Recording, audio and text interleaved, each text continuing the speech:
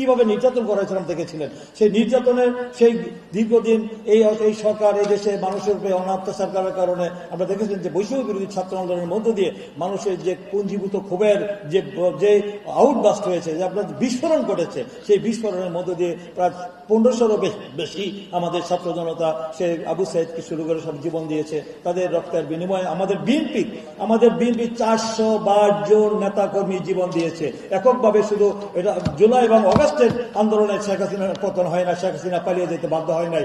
আমাদের 16 বছরের আন্দোলনের রেজাল্ট এবং আমাদের নেতা তারেক রহমান একটি চেয়ারম্যান, তিনি যে এই আন্দোলনের মূল কারিগর, তিনি নেপথ্যে কারিগর না, প্রকাশ্যে তিনি যেভাবে উই রিভোল্ট বলেছেন, যদি তুমি ভয় পাও তাহলে তুমি শেষ, যদি তুমি এগিয়ে যাও তাহলে তুমিই বাংলাদেশ।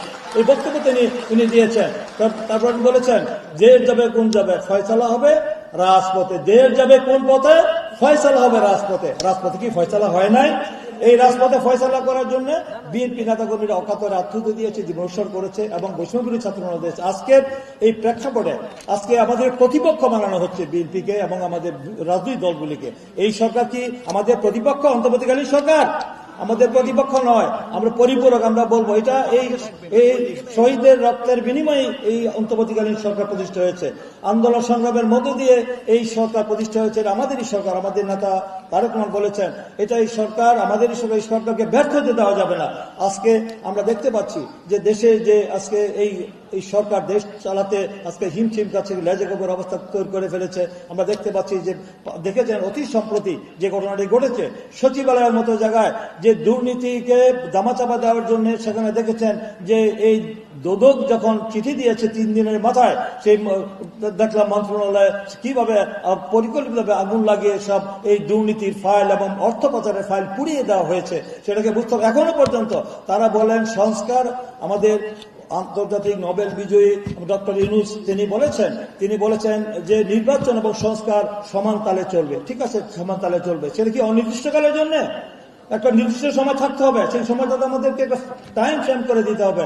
2025-এর 26-এর শেষে, 26-এর প্রথমে করবেন বলছে, কিন্তু সেটা সুনির্দিষ্ট কোনো রোড ম্যাপ এখনো দেওয়া হয়নি। কিন্তু আমরা বলতে চাই যে এই বিষয়টি আপনারা দ্রুত সময়ের মধ্যে না করে, আপনারা যদি এখন টালবাহানা করে সময় প্রলম্বিত করেন তাহলে দেশের সংকট বাড়বে, কমবে না, দিন দিন বাড়তেই থাকবে। আপনারা নিয়ন্ত্রণ হারিয়ে ফেলবেন। আইন শৃঙ্খলা থেকে পরিস্থিতি শুরু করে, দ্রব্যমূল্য থেকে শুরু করে আপনার কোনো কিছু নিয়ন্ত্রণ করতে পারছেন না। যানজট থেকে শুরু, সমস্ত কিছু স্থবির হয়ে যাচ্ছে। এখন নির্বাচিত সরকার ছাড়া দেশ পরিচালনা করা অসম্ভব বিষয়। আমরা সহযোগিতা করতে চাই, কিন্তু আমরা দেখতে পাচ্ছি যে পতিত স্বৈরাচারের দোষরদেরকে, প্রেতাত্মাদেরকে, সেই প্রেতাত্মাদেরকে, তাদেরকে যদি দোষরদেরকে, প্রেতাত্মাদেরকে যদি আপনারা এখনো বিভিন্ন কি পয়েন্টে বসিয়ে রাখেন তাহলে কি সংস্কার সম্ভব? তাহলে এই ধরনের ঘটনা ঘটতেই থাকবে।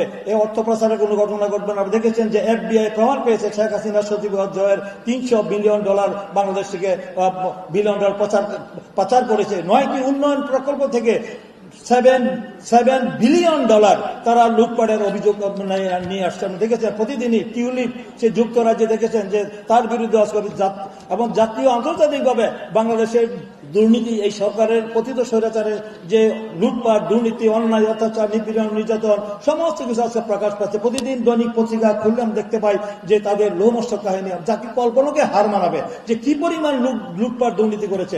বাংলাদেশ থেকে 27 লক্ষ কোটি টাকা বিদেশে পাচার করেছে। এই টাকা এখনো বাংলাদেশে ফেরত কোন লক্ষণ আমরা দেখতে পাচ্ছি না। 18 লক্ষ কোটি টাকা বৈদেশিক ঋণের দায় চাপিয়ে দিয়েছে এই হাসিনা সরকার আমলে যে লুটপাট করেছে।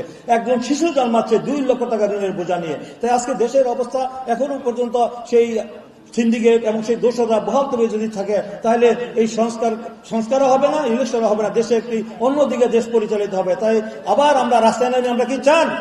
আমরা রাস্তায় নামতে চাই না। রাস্তায় যেন নামতে না হয়, অবিলম্বে আমাদের এই অন্তর্বর্তীকালীন সরকারের কাছে আমাদের দাবি যে দ্রুত সময়ের মধ্যে যৌক্তিক যে সংস্কারগুলি শেষ করে দ্রুত সময়ের মধ্যে একটি অবাধ, সুষ্ঠু, গ্রহণযোগ্য, অংশগ্রহণমূলক, ইনক্লুসিভ, ক্রেডিবলিটি ইলেকশন দিয়ে তারা সসম্মানে জনগণের সরকার, জনগণের কাছে ক্ষমতা হস্তান্তর করে দিয়ে একটি অবাধ নির্বাচনের মধ্যে পার্লামেন্ট সৃষ্টি করবে। সেই পার্লামেন্টের কাছে ক্ষমতা হস্তান্তর করে তারা সসম্মানে জাতির কাছে চিরস্মরণীয় হয়ে থাকবে। আমরা তারা স্মরণ করে রাখতে চাই। কিন্তু তারা ঐতিহাসিক দায়িত্বটা পালন করতে গিয়ে যদি এই দেশের যে পরিস্থিতি এখন তো দেশকে যেদিকে চলে যাচ্ছে আমরা দেখতে পাচ্ছি, সেটা কোনো কাজটি শুভ নয়। দেশি আন্তর্জাতিক চক্রান্ত চলছে। শেখ হাসিনা এখনো ভারতে বসে বাংলাদেশের চক্রান্ত ষড়যন্ত্র করছে। বাংলাদেশে ওই দেশে বসে চক্রান্ত করে 100 বছরও আওয়ামী লীগ আর রাষ্ট্রীয় ক্ষমতা আসার কোনো সুযোগ নাই, রাজনীতি করার সুযোগ নাই, নৈতিক অধিকার তারা হারিয়েছে। তাদের বিরুদ্ধে বাংলাদেশি মানুষ ঐক্যবদ্ধ। বাংলাদেশে আওয়ামী লীগ আর জনগণ আর দেখতে চায় না। তারা যে অপরাধ করেছে, গণহত্যা করেছে, তাদেরকে জনগণ প্রত্যাখ্যান করেছে। জনবিচ্ছিন্ন এই আওয়ামী লীগকে আর জনগণ আর চায় না। তারা চিরতরে আজ বিলুপ্ত হয়ে যাবে বাংলাদেশ থেকে। জনগণই তাদেরকে বিলুপ্ত করে দিবে।